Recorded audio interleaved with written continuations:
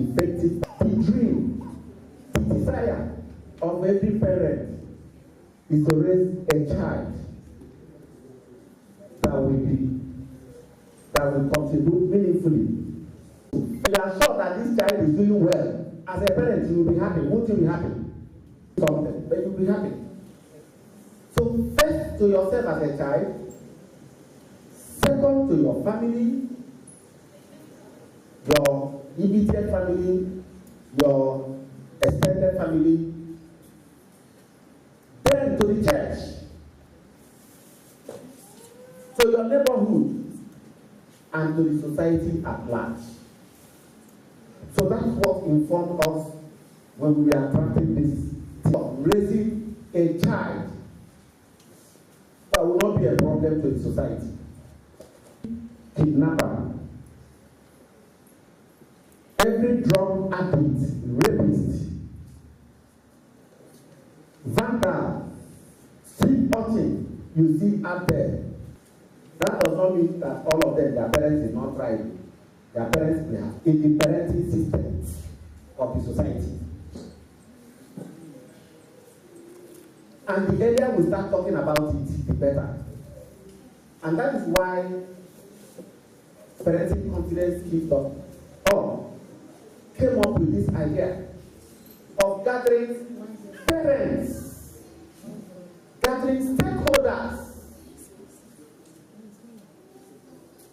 In our traditional society, parents, every child was seen to belong to the society. If you are going by the road and you see a child doing something bad, you don't have to wait for that child to be your own. You will correct that child. Sometimes discipline the child, take him by the hand to his parents. Who frown their face. They will thank you because they know that what you have done is to assist their child and also assist them. That everybody now minds his or her own business. And it has affected the level of parenting. So, when we talk about effective parenting, we say that is the foundation for better tomorrow. We may not be able to rescue yesterday. Yesterday is gone. We can do little to make today better. But we can do much to make tomorrow better. And to make tomorrow better starts from how we start parenting this young one that God has given to us. As a preacher of the gospel, when I read Proverbs 22 verse 6 that says, train up a child the way he should go. When he is old, he will not depart from it. I appropriate that passage as a responsibility to parents, as my responsibility. The Holy Spirit on social media. The Holy Spirit was referring to parents, to the family, to train up the child. The primary responsibility of training children is on the family.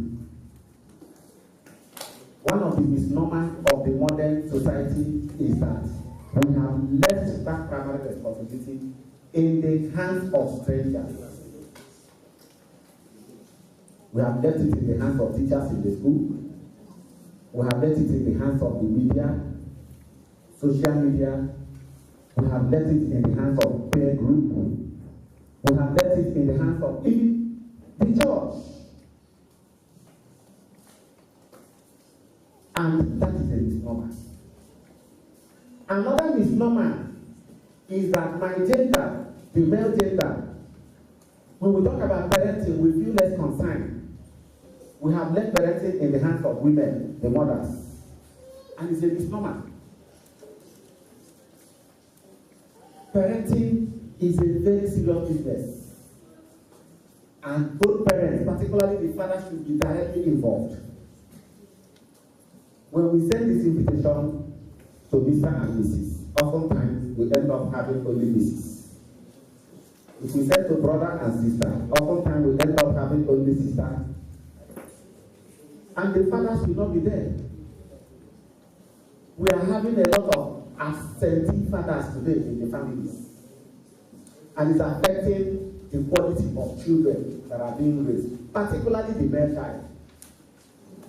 The male child is being raised today without enough to come and teach us how we can keep pace with them so that they don't pursue us. Drug and substance abuse is becoming very rampant in the society, and our children are being taken away from us by this practice. No less a person than the state commander of the National Drug Law Enforcement Agency, Ahmed Makuda. He will come and take us on that. And then, the final keynote we will have today is effect of childhood trauma on parenting. And Doris Onyeneke will take us through that. I want to join the convener, Mrs. Olachigod Kasmia, and the anchor person to welcome all of us and ask us to sit down tight on the virtual, and that will be possible if we only person whose eyebrow is raised to adults. Those in their 20s, in their 30s, and their 40s. But can I shock you today by telling you that there's a statistics online that says 1 out of every 12 to 17 years is abusing drugs. 1 out of every 8. As a matter of fact, the statistics is at 28.8%. And across the world, is about 2.8 million teenager children are abusing substance. We may want to ask, what are the parents doing? Is it that the parents do not know? Or what are they even abusing? How do parents know? What are the warning signs? What do you look at for your child? To be able to spot out if this child is abusing substance or abusing drugs. Or what is the commonly abused drugs? Now, taking us further on this particular one is the River State Commander of Nigerian Drug Law Enforcement Agency, Commander Ahmed Mahmouda. With a round of applause, can you put your hands together as you come up to take the microphone?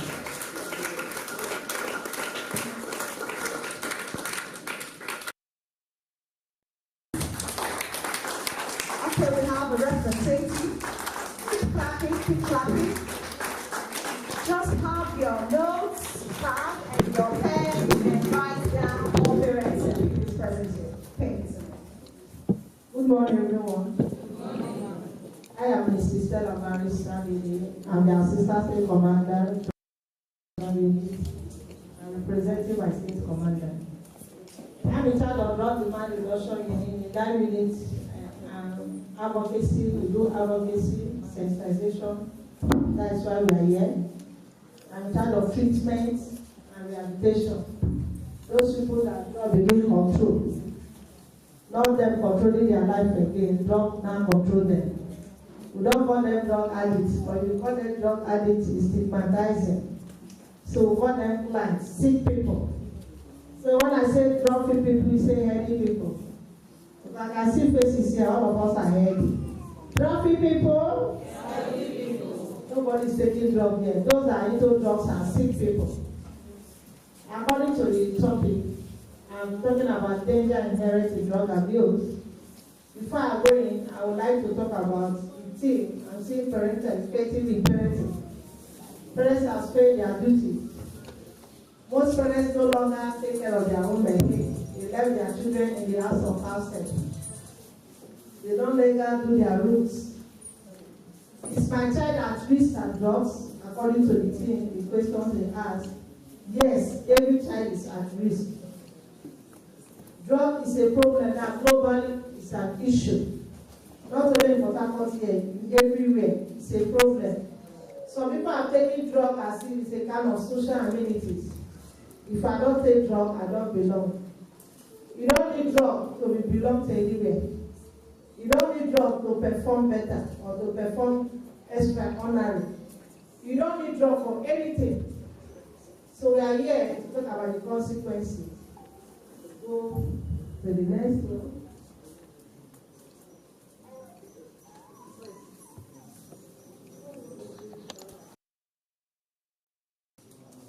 is our objective to enable the audience appreciate the benefits of living a drug-free lifestyle, understand the repercussions for unlawful involvement with illicit drugs.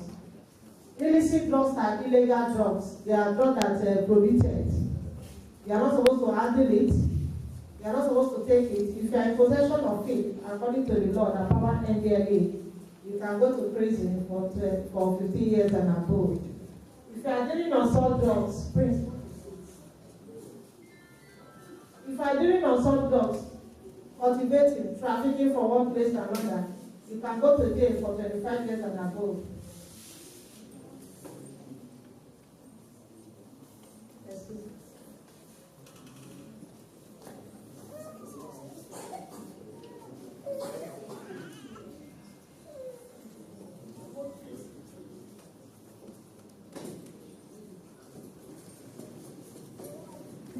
Sorry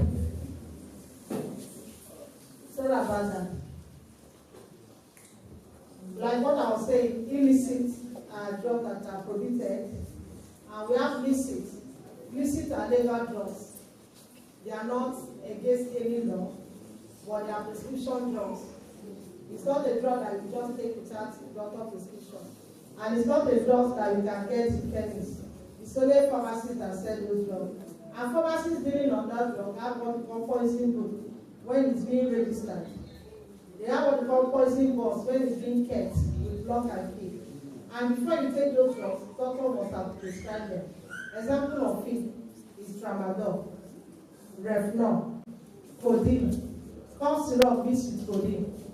Those drugs are not just taken unnecessarily. You must have a reason for taking it, and doctor must have prescribed it before you take it.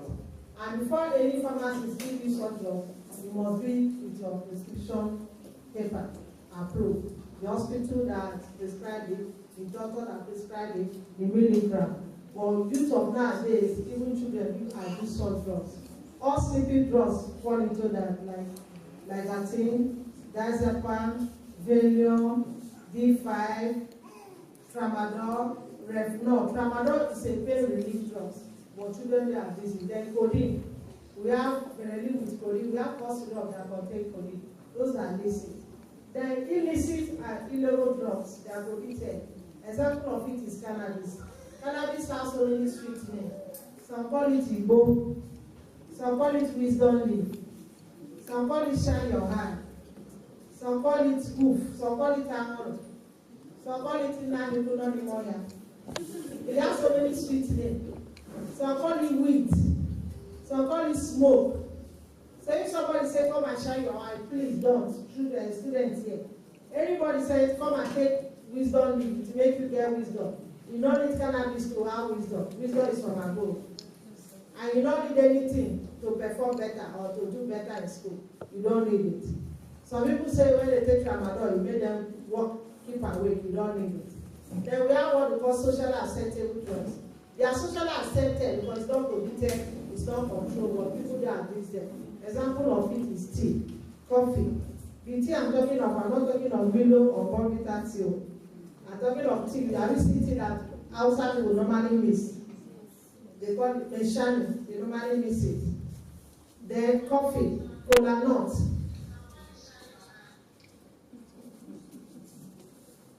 Drug people. Then cigarettes. We call cigarettes gateway drugs. But most people that smoke cigarettes end up taking other drugs, especially cannabis. Some people will tell you that if I can smoke cigarettes, cannabis is small. But cigarette is not even good because it contains nicotine. Then we have drug abuse. Drug is any chemical substances or any substances other than food and water, which when taken into the body by any means whatever, changing the functions of the body or the behavior or the person or the use. Then drug abuse constitutes the following. Using drugs without medical justification is an abuse. Using an excessive amount of socially acceptable drugs, those ones that are mentioned, is an abuse. Then using drugs that are legally prohibited, like the weed that I mentioned, cocaine fall under illegal drugs too. Cocaine, we have two types of cocaine. We have the powder one that looks like powder you rub on your face. Then we have the one they call crack. And that crack on another street name they call the crack cocaine is stone. And all of them are deadly drugs. Then we have heroin. Heroin is two types. We have the white one and the brown one. Apart from heroin, we have methamphetamine. Methamphetamine is deadly. It's commonly abused now. Some people call it ice. Some call it meth. Igbo people call it ipurumiri. Why they call it ipurumiri? Because it looks like ice block. And it's more deadly. Once they take it, it goes straight to the brain. And you see them behaving as if they are mental case. There's a client they brought to Ariel. The guy not disclosed. He was wearing only bossa.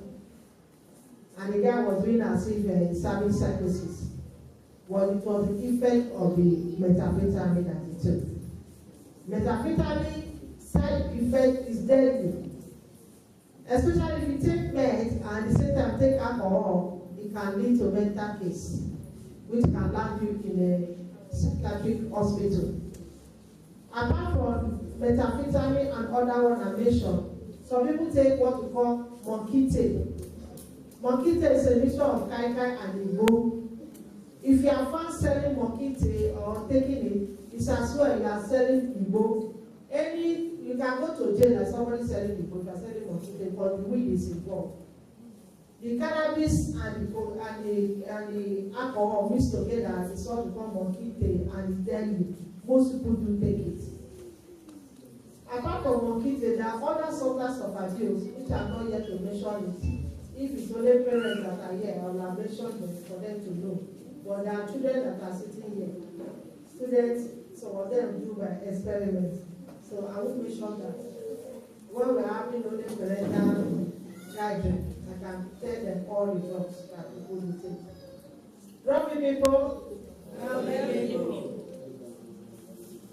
there is stages of drug abuse. You have experimentation, vocational, regular, and addiction. Experimentation is out of curiosity. You want to test how this drug tastes. You want to experiment. Please, students here, you don't need to experiment everything. No. You don't need to add this and add that you want to feel, and you don't need anything. That is when you go to party, you go to function, they offer you to take. How many people are here? People make out? Yeah. In any function, everything goes there. Everything. If you go to their vocation, I'm not telling you only Ikoro and from Delta State, it happens too. In any barrier, everything goes. Is it not? Drugging people, some people take drugs in occasion like that. Then regular is when you begin going to bank, going to the dealer, to the street seller to buy, you become a regular user. Then addiction is where drugs begin control you, not you controlling yourself again. You now become independent of drugs. You become dependent on it. You cannot do without it. Some of them may not mind their heads too. Some of them have been giving themselves drugs through the virus that is given through the vein. They get themselves injection to the extent that they won't have soil, they don't mind, just to get that satisfaction. That is addiction. Addiction is deadly. Why I'm saying this, your next door neighbor, if he's taking drugs, you are in trouble. If it's a street boy taking drugs on your street, you are in trouble. Everybody is involved. Drug problem is not only for one person. If one person is taking drugs in a family, both parents are in trouble. The siblings are in trouble. Neighborhood are in trouble. Why I'm saying this? They will end up either stealing at home. After stealing at home, they go to the next neighbor and be stealing to satisfy that urge. That is what addiction can do. Some people are addicted to the extent that all the property in the house are being sold, even phone. Even remember to carry yourself safe. They sell to the extent that even the clothes, the food items at home, they use it to exchange of drugs, for exchange of drugs. There's a client they brought that sold his vehicle. A vehicle bought how many million? He sold it 400,000. They dropped it. When he finished, he said, Madam Stella, please, can you use your officer to go and meet the drug dealer to take my vehicle back? I told him that we are not police. He He's supposed to use it for exchange of drugs. When we finish, he knows how to go and get it back. Addiction is deadly. When I'm saying this, somebody can experiment drugs. For experimentation, you become regular. For regular user, it can lead to addiction. So please don't experiment. It's very easy to indulge in drugs, but very difficult to come out. Once you experiment drugs, you start taking drugs, to come out of it is a problem because you get hooked. Please don't initiate drugs. These are the factors that make some people take drugs. Occupational predisposition, social pathologies, emotional and psychological stress, environmental influence. This environmental influence is very important. If you set an environment where drugs are used or sold, your children will be tempted to involve into it. There is easy availability of substance, peer group pressure. If you are following a friends that are into drugs, if you are not taking, you may be part of it. You don't need to indulge your friend with a friend that's into drugs. If you are having a friend that are taking drugs, you may end up taking drugs because they will make you to take it. They will tell you that, oh well, if you want to be a man, you need this. You never be guy or you never be lady since you not initiate drugs. Please don't. Then there's functional family. When families are no longer together, parents in one side, maybe the parents and the mother are no more together. The child now have a stepmother or a stepfather. There's an issue. Because the step-parents may not, a stepfather or a stepmother may not be showing the love the actual parents that have shown to that child. So children that for the dysfunctional family end up being into this. Most of them will tell you how they come into that. Because the parents are no longer together. There's a part a mother can play, and there's a part a father can play in a child. When a child is missing one, there's a problem. It's not everything mother can do. There are times a father has an impact on the child. These are classification of drugs. We have the alcohol, marijuana, depressants, stimulants, narcotic, anabolic steroids, designer drugs, tobacco, and inhalants. Designer drugs comes in different forms, but no matter how it comes, NDLA do arrest them. If you watch on television, you see a lot of arrests NDLA is making. All these barons, they come into drugs, they bring in drugs in a different form. But no matter how they bring in the drugs, NDLA still nab them. Especially children. I'm going to tell you now, drugs are introduced into candy. Don't take any candy that is not being offered by your parents. Even cookies. NDLA have made arrest in Abuja of a guy using the book to do cookies. You know what I mean? Before the marijuana in their head. Even the candy. When we are here to make arrest in Port Harcourt, we are still trying our best to see if it is being used here. So don't take any candy not being offered by your parents. And don't take anything they call special yogurt. Some people put cocaine in the yogurt. Somebody has been to a party and told me he saw the special, they were calling it special yogurt. He insisted to take the special yogurt. Never knew that they added cocaine inside the yogurt. After taking it, she slept like 5. It was later she found out that they added cocaine in the yogurt. Drunk people, and if you hear special akara, please don't buy. Some people use wheat to fry akara, they call it special. There are symptoms of drug abuse. How will you know that somebody is into drug? Possession of drug itself. Possession of drug-related paraphernalia. This paraphernalia, if I know, I will have come with some to show you. You can see some people with what they call shisha. Some of them are not taking shisha again because they know that once you are taking shisha, you know that this is what you are taking. Some of them take what we call bonka. It's a randomized bottle, they put a pipe, use a foil paper. This foil paper they use to wrap something, and they put cocaine, crack cocaine, put heroin, put cannabis, and light it, and put a pipe and be sucking it. It's called Wonka. It's a mixture of 3 types of drugs. And most of them, so if you enter any of your child room and you find a Ragolis bottle or any bottle with a hole and a pipe inside, you know that child is taking Wonka and is abusing cocaine, heroin, and cannabis. Another symptom of paraphernalia that I mentioned, you may see a ashtray, you may see a congested bottle, you may even see drugged people. You may even see matchbox, these matches, and you may see what we call razor. It's a white paper which they use to wrap Igbo and smoke. They call it razor. You may even see cough syrup bottle.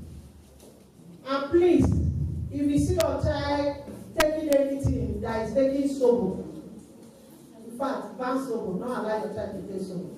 But they are missing sober something. Codeine will be inside, you won't know that there's codeine. And they tell you they are taking soap. They put it in the fridge. Some of them are taking cough syrup with codeine. They put it in the Ragolis bottle, put it in the fridge to chill.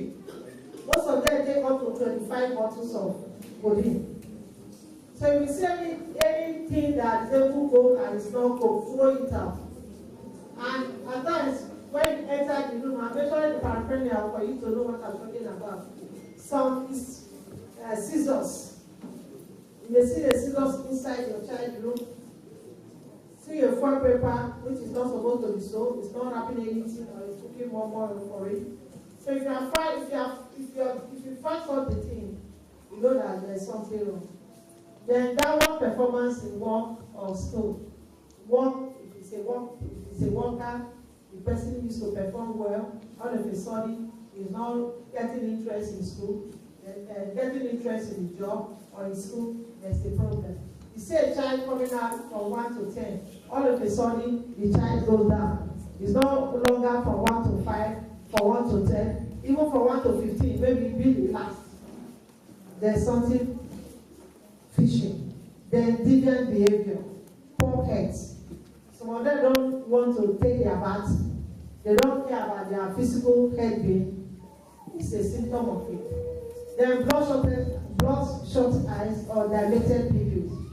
Their eyes, some of them use dark glasses to cover up. Because of what they take drugs, you can read it on their eyes. Then aggressiveness or hostile behavior. You see a child that is used to party with the younger ones, with the siblings, party with everybody, all of a sudden it becomes hostile. No more whatever you say, it gets angry easily. It's a symptom of drug abuse. Their memory lapses, short attention span, difficulty in concentration, poor physical coordination, difficulty in concentration. Any drug person cannot sit down for more than 10 minutes or 20 minutes. They always restless. And they find it difficult to concentrate.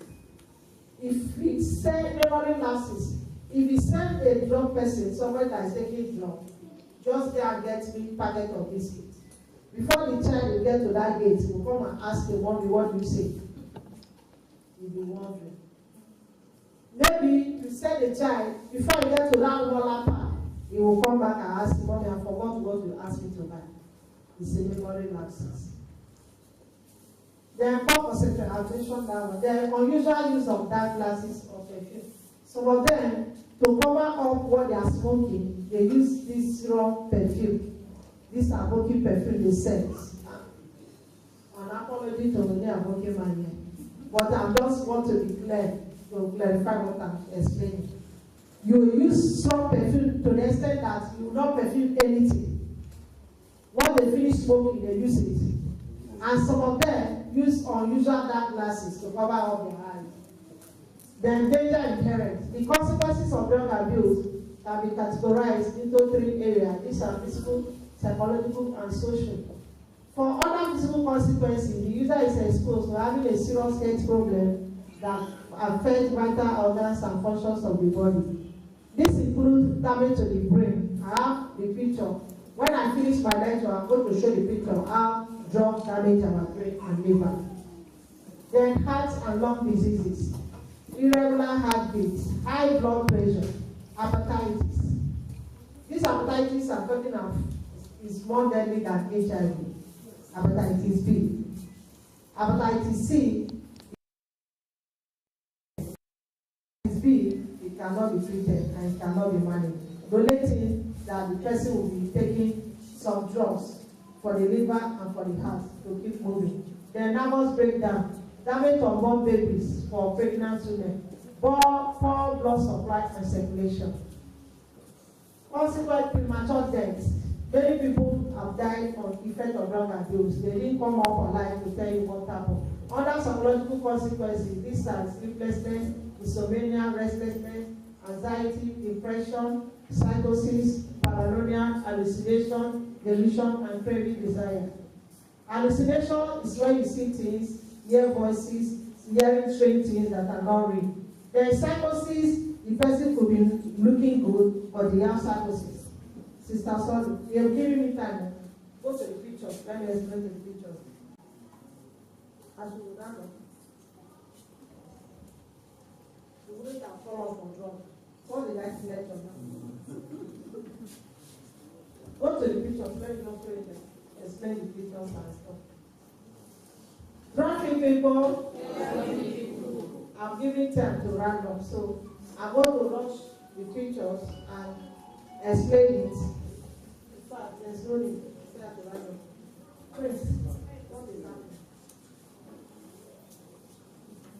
Drunk people, who you are?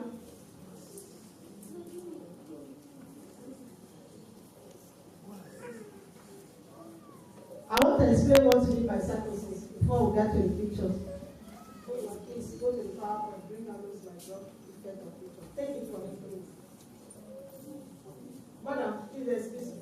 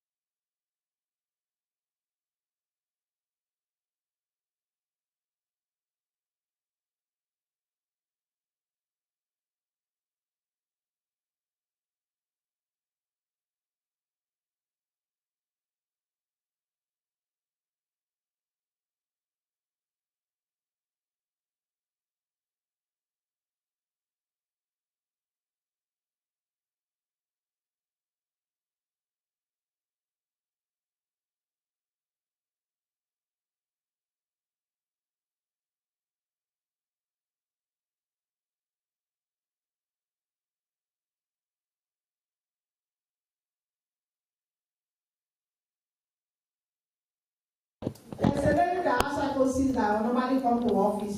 You tell people that he goes with the hearing. And some people do believe her. She look good, dressed fine. Carry her handbag that she's working with the hearing. Office one day, all these our new officers came in. They are new, they never knew we have something upstairs. The lady knows that I'm there, say she's here to see Stella Maris, the person in charge of drug demand reduction. They refer her, they bring her to my office. Immediately I saw her, I know she has psychosis. I don't tell my officer not to mind her. I said, I've seen you can go and wait. Go. And I told the officer, listen, madam, what is wrong with her? I said, he has psychosis. He has nothing to do with me. But I know. Somebody has psychosis, you may not know. It takes time, except somebody living with such person to know that he has psychosis. Or the person may be working, except the police that is working with, you better to know that they have psychosis. It's a kind of brain disease, it's a mental issue. But it's not totally, what they call it. Our people call it madness. I mean, it's not strictly naked, it's not walking on the street, but the person has what we call psychosis. This is pancreas. This is our normal pancreas. This pancreas are infected. What causes pancreas is too much of alcohol. It can lead to you having a what we call pancreas cancer. Go to the another one from the side around the plate. This is a picture. A woman is naked in coma. This is somebody that's dead in gin bottle. These are all brands of alcohol. Because why I want to show this picture, anywhere I went and give lecture, when I finish, people come and ask me, how can alcohol be a drug? Alcohol is more deadly than any smoking drug that you can think of. Excess taking of it can lead to this. This is how brain works. They give me time to round up. I'm not going to discuss about the brain again because I have just 5 minutes. I will have explained to you how the brain, alcohol affects the brain. We have the mid brain, the second brain, and the last brain. Then this is the liver. This is our normal liver. This liver is infected. This liver has issue. This one does not have issue. It's a normal liver, and this one has what they call chronic hepatitis. At this stage, the person is being given special diet, special treatment. This last stage, the person has what we call liver special diet with medication. This last stage is death. At this last stage, the liver is no longer functioning. If the person eats rice, the person will shit rice. If you eat beans, you will shit beans. I witness it. I'm not talking. I don't have time. I will explain to you people how I got to see somebody that has it, and the person gave up. After we visited the person for 3 or 4 hours, the person died. Because I've seen it. The person eats rice, he put rice. If you eat beans, you put beans. The reason why we go to toilet, we go normal toilet and we shit, because our liver is functioning. If your liver is dead, all vital organs of your body, both the digestive organ, is gone. Thank you very much. Thank you, President Jack. Round of applause for Mrs. Stella. Thank you so much, ma'am. That was the insightful one. Parents, did you learn something today? Now you know he's not doing well in school. Hitting the head, or calling him blockheads. Who are your friends? And all of those negative words we use. There are other things we should look at for. Thank you so much, representative of Nigeria Drug Law Enforcement Agency. Right about now, I was told we have questions. We'll take questions. Just write your question and try to pass it to me so that we can fire up so much because of the limited time we have. So write your question. She's still here. She will take some of the questions before she leaves. Now we're going to be taking performance from St. Annie Christian School. We've heard about the 17 Sustainable Development Goals by the United Nations. Zero hunger, zero poverty, good environment, good health. Now, St. Annie Christian School will be demonstrating how this applies to us as a people and as humans, and how it will enhance parenting. So, can we put our hands together as a welcome on stage St. Annie Christian School to give us a presentation on the United Nations Sustainable Development Goal 17 actually. So they will read all of the 17 presentation for us. Please, we have limited time. Thank you.